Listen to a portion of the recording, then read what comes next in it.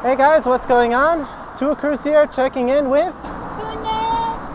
We're here with Tun-chan, going out for an evening bike ride here in Nagoya, Japan, riding east towards Toyota.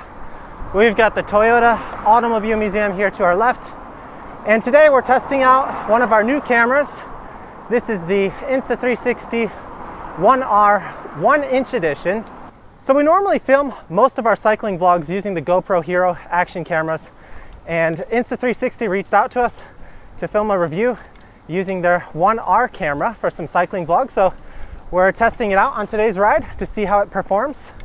I tested a long video with this camera before a few weeks ago, but it was really cloudy then. It's cloudy again today, but at least it's really sunny. So we're going to be testing out this camera for a long ride. We're using the extender battery, which is really ridiculous. It gives over 2 hours of continuous footage. So I was able to do a full 2-hour ride, film the entire thing on one video clip, and that was just really insane. So it's really nice being able to film long videos without having to change the batteries. And it's also really nice with this adapter. It has the universal mount adapter, so the same GoPro adapter, so it goes right on our chest mount. And I'm also using a separate audio recorder. Generally the microphones on action cameras aren't that great, especially when you're cycling and you've got all the wind, and we've got the cicadas in the background. So if you want a sample of the real native audio, here it is. So here's a quick audio test using the default microphone on the Insta360 One R camera. But as you can tell, it's not the greatest. So let's go back. We're using an external microphone and we sync this in post. I get a lot of questions, but yeah, I don't plug the microphone directly into the camera. I just record them separately and then I sync them later.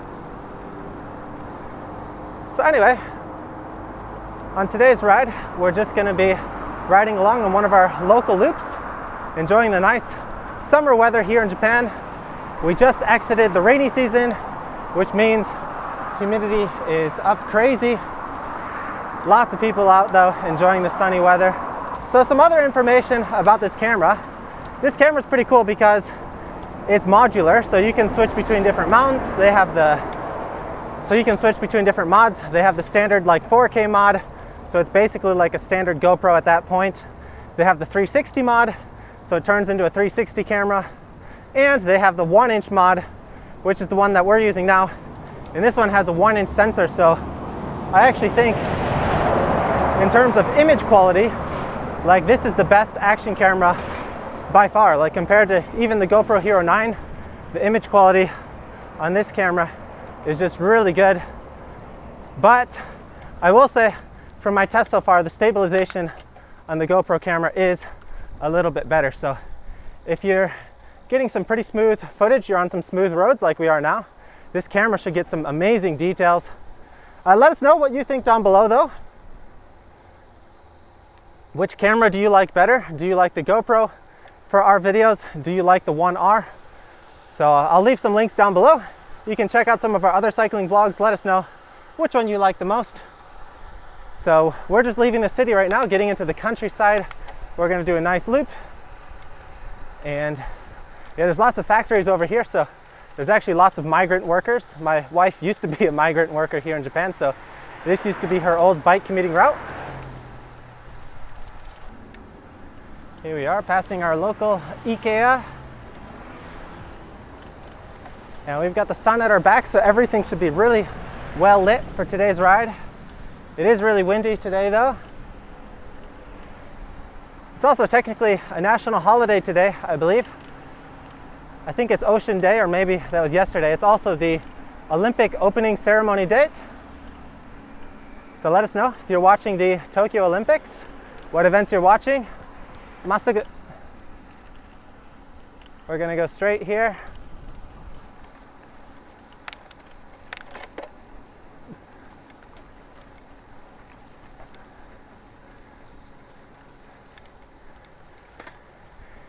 And since this is a normal cycling camera test vlog, there might be some long sections where I don't talk, but I want to show you guys the full camera performance so you can see it in different parts of today's ride. We're going to be testing some different settings. So now we're well lit, but we're also gonna ride towards the sun and yeah, just test the different conditions.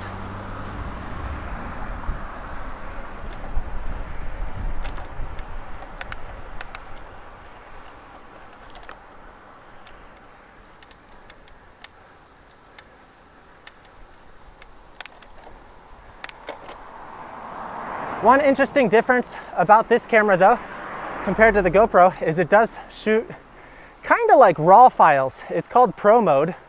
And when you shoot in Pro mode, you have full control over the video.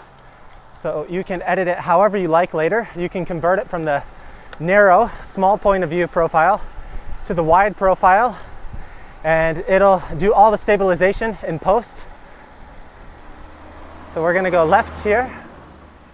So on one hand, that's really nice that you get full creative control. So if you want to go from a small narrow point of view, or you want to get the full wide point of view, and you want to get the best stabilization, you can process that all in post. It does add a little bit of extra time, so a little bit of extra work.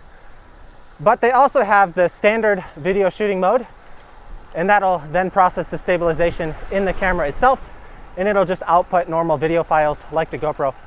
So right now we're shooting in Pro mode, so we're gonna have to edit this and stabilize it in the post-processing. But in the later section in today's video, I'll shoot a separate video in the default mode. I've heard that the stabilization isn't quite as good. I've actually never shot in the basic mode. I've always shot in Pro mode, but we'll test it out later on in today's video. Now though, we've got the sun ahead of us, so normally the regular action cameras do really bad with this kind of setting, just with the bright sun ahead. So how does this look? We're just riding through a nice little neighborhood here, some different farm section, and we've got some beautiful, beautiful, beautiful rice fields up ahead. So here we are just riding through the rice fields.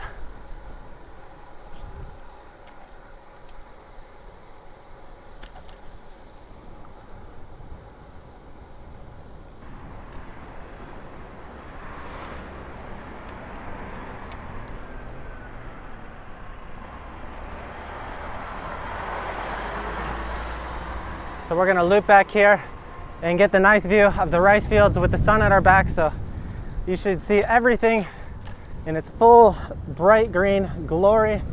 Check this out. We are shooting this video in 4K, 30 frames per second. Unfortunately, we can't, well, this camera does shoot 4K, 60 frames per second, but the crop is really bad. I think it's like 30 or 40% how much it crops in. So it's unusable for our purposes. We wanted to get the wider profile, so unfortunately for us, the most we can get is the 4K. But actually, the most we can get is the 30 frames per second. But actually, this camera does shoot up to 5.3K. Not that we need anything that big, but you can get 5.3K up to, I believe, 25 frames per second. We'll let Tunchan take the lead here. It is a pretty bumpy road, and I'm riding with my solid tires, so these solid tires don't like these kinds of rough roads. But I actually did test this camera out on a mountain bike ride before, and it did really well. So I have high expectations for today's ride. Got a nice little river to our side. So we got river sounds, we've got cicada sounds, we've got creaky bike sounds. It's nice to see all the different crops and garden areas just in full bloom right now. Okay, this next section we're gonna try filming in a separate video mode.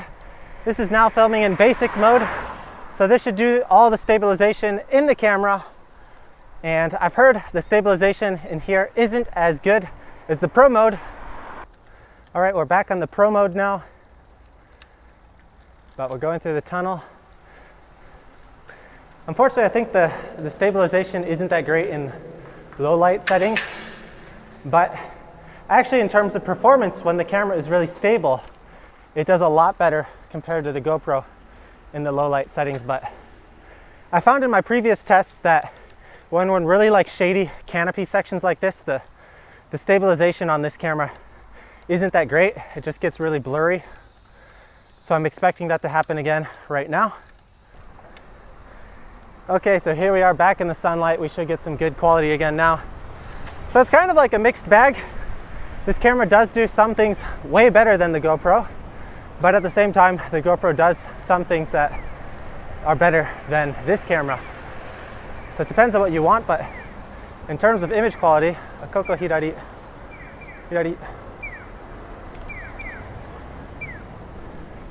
We gotta go left here. This construction's blocking the pedestrian path here, unfortunately. So we gotta go on the main road here for a second.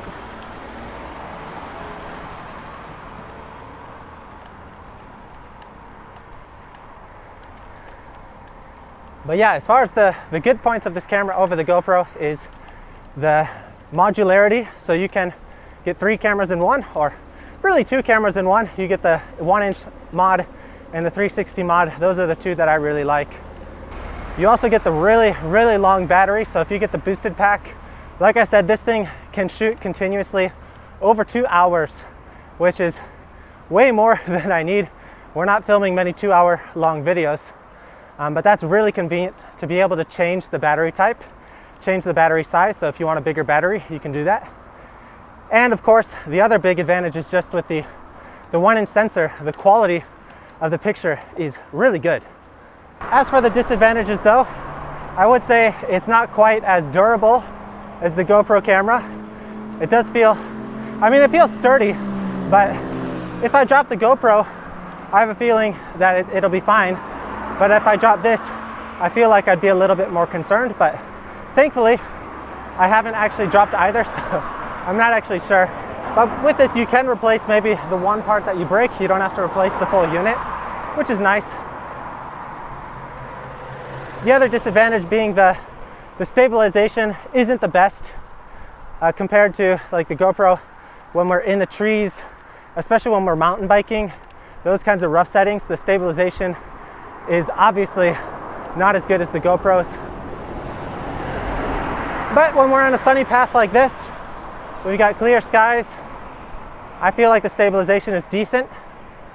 We can definitely work with it. And the other big disadvantage for me is just the amount of crop on the higher frame rate. For example, 4K 60 frames per second. The crop on this is insane. It does not look good at all. You lose the whole wide angle, which is the whole point of using these action cameras. And one other main disadvantage is the extra amount of time that may be added to your workflow. So if you use the basic mode, everything stabilizes automatically, but if you want to get the best quality out of this camera, you need to shoot in pro mode, which means that you need to stabilize all the footage later on in post, which adds an extra step that you don't have to do with other action cameras, but you will get some better quality. If you're just shooting like short, like 5-10 minute videos here and there, it's no problem. But if you shoot like an hour-long cycling video like me, and then you need to transfer that file by Wi-Fi, which is slower than the cable, and then you need to export it in their app before you export it again in your main video editing app, it does add an extra decent amount of time. Oh, here we go. We got some really bumpy sections. How's the camera holding up in those conditions? Woo!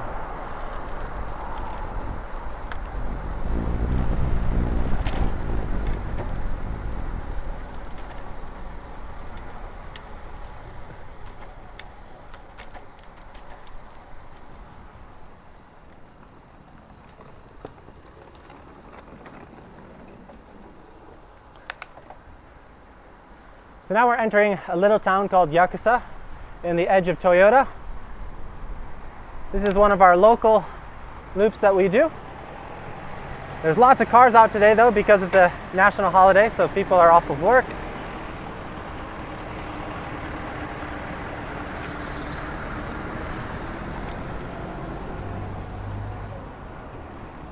But once we get over this way, there shouldn't be too many cars. We're going to a not so populated area. Let Tunshan take the lead. Oh, she's in the big ring right now.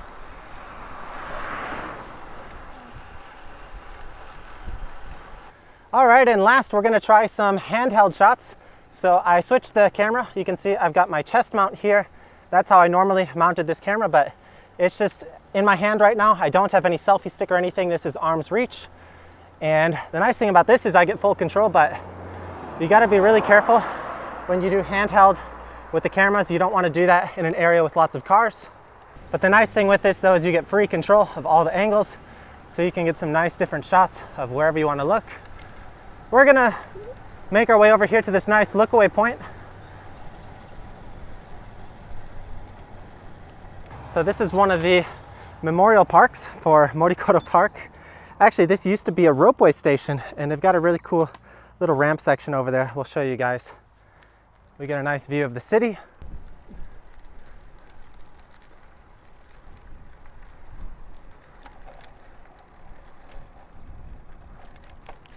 Check out this cool little dome thing. It looks like a giant antenna.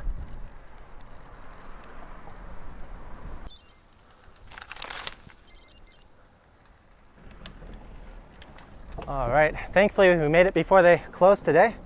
It's about 4:30, but things close really early in Japan. Oh wow, this is nice.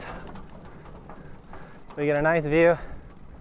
So here's my bike today. This is Suika-chan, and Tun-chan's also on her road bike. And check out this awesome view we've got of the city and countryside all around us. You can see some mountains off in the distance. Some more mountains over here. And really cool. We got the dish over here. So yeah, this used to be a ropeway station all the way to the park with the cycling course that we often ride at. We've also got the cute little mascot characters here for the park. Also, this is a nice walking test. So I'm walking with the camera handheld right now. How's the stabilization with this? I think it should do a pretty good job, especially in these light conditions with the sunlight and everything. And oh wow, there's actually some balls stuck over there. So I wonder if they have someone go out there to collect those every once in a while. That's really funny. Anyway, I think we're gonna finish up this test of this camera here. Here's another picture of my setup. So I'm using the boosted battery base, and I'm using the 1-inch mod on the One R. Let me know what you guys think. Do you prefer this camera over my GoPro, or do you prefer the GoPro? Because we can get that nice 4K 60 frames per second.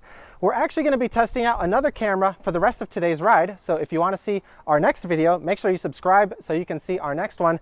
In the next video, we're gonna be filming with the DJI Pocket 2. So this actually isn't an actual action camera. You can see it's a little bit more delicate. It's got the 3-axis gimbal, but check that out. It waves, it says hello. And I've actually got my helmet. We can see we've got the universal mount there. We're gonna stick this on top, and it's gonna be like a unicorn mount and look ridiculous. So if you wanna see the next video, stay tuned, and we'll be doing our cycling test review with this coming up next. That's it for today's video. Thanks as always, guys, for watching. Make sure to like the video before you leave, and we'll see you next time here on To a Cruise. Bye bye.